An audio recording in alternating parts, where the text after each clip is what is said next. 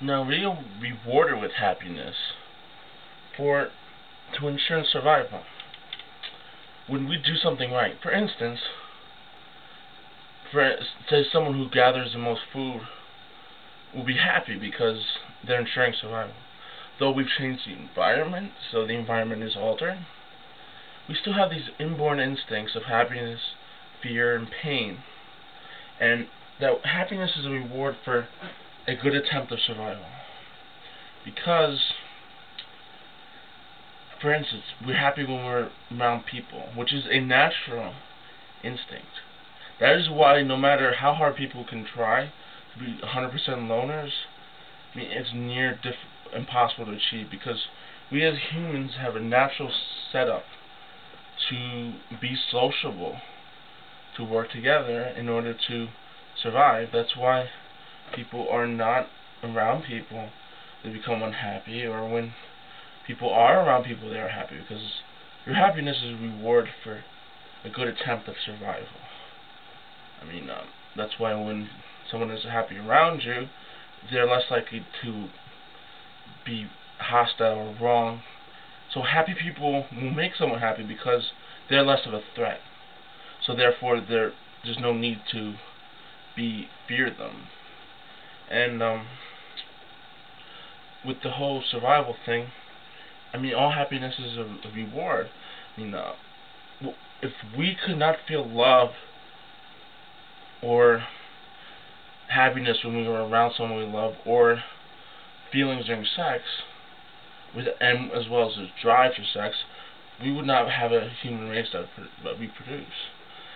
And that's why the most rewarding thing in life, generally speaking, not for everyone, but for the most part, is having a good relationship, having a family, having children, having sex, being successful to provide for that. And that causes the most happiness, because it is our whole setup to ensure survival. And that is why that we are happy when we are put in that situation where we are ensuring survival, not only us, but the human race itself. And that is the setup. Happiness is a reward. I mean, even food could be that. I mean, it's an instinct, because I mean, food makes up the brain chemicals that make you happy. So I mean, it's another setup for happiness of survival, because I mean, in particular, let me give you an example. Someone came from starvation of the past might be naturally selected to get more happiness from food, because the most happy people who would eat would be the ones who would actually say survive it. But I mean, if there was no reason to eat, then we would just die, and that's why at least food has at least some sort of a, maybe not always happiness, but like a need or a drive towards it. You know, all we are is just trying to survive. And that's why religion kind of becomes stupefied. Like, I mean, couldn't have God came up with something better than we have to get food? I mean, why can't we just have a automatic energy source without having to have other things? Because it doesn't work that way. I mean, we have the energy reactions within our bodies and things around us is what causes life. I mean, we don't even really know what life is. Like, what about volcano? I mean, volcano could technically be considered life if you want to go there, because I mean, who are we to judge that? And like, with pain, I mean, all this is a natural instinct. I mean, hatred, all these things. I mean, it's a confusion.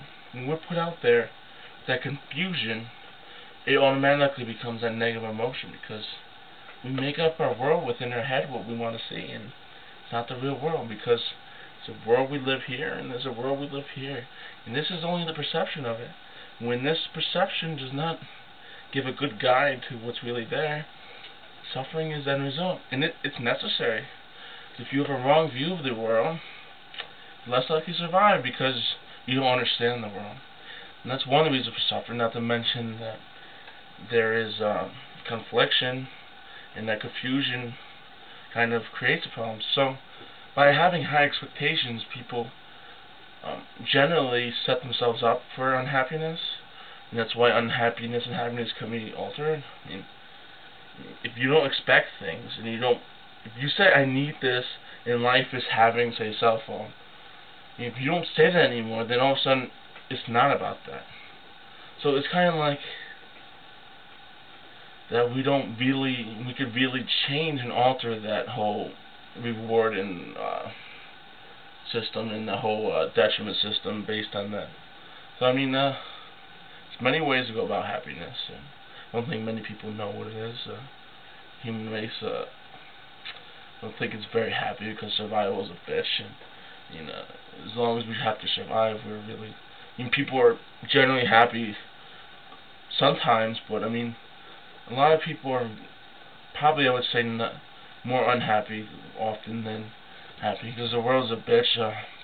Death, uncertainty, problems, disease. I mean, there's a lot of negativity that makes us, I think, people overall are not always as happy as they could be. But there's on this video.